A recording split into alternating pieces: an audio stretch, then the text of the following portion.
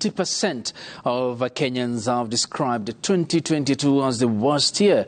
According to the latest report from research firm Infotrak, the prevailing high cost of living, unemployment and access to healthcare services have been ranked among the leading issues of concern for Kenyans. Infotrak CEO Angela Ambitho also says that compared to last year, when a similar survey was done, nothing much has changed since Kenyans complained of the same issues. 82% of Kenyans are, however, optimistic that 2023 will be better than this year. Safina Ching with more details. As the curtain closes on the year 2022, 50% of Kenyans have described it as a terrible year that had nothing to celebrate.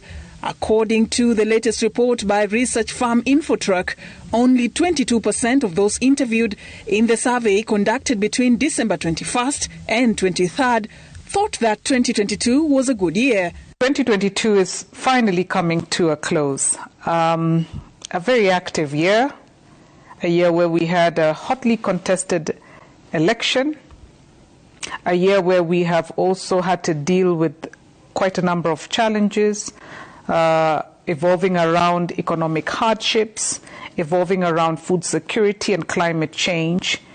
But in our usual nature, in Kenya's usual nature, we have remained resilient. A majority of those who said that 2022 was terrible hail from the Western region at 57%, followed by those from Coast at 54%, Nyanza at 53%, and residents of Nairobi County at 50%. More women compared to men also thought that the year was hard for them. Among the issues of concern for Kenyans included the prevailing high cost of living, which was leading at 52%, unemployment at 42%, as well as access to healthcare services and education at 30% and 24% respectively. So the top 5 issues that the government would wish to address to make us happy as Kenyans in 2023 are: 1, the high cost of living, the cost of unga, the cost of fuel, the cost of housing. Infotrak CEO Angela Ambitho says that Kenyans complained over these same issues when a similar survey was done last year, a clear indication that nothing much has been achieved in addressing them. The same issues that arose and emanated in December 2021 are the very same issues that we see arising now. If these things are then dealt with, then we will see that, Kenyans will probably be a much happier lot and will live up to what it is that we are known as being, which is one of the most optimistic people on earth.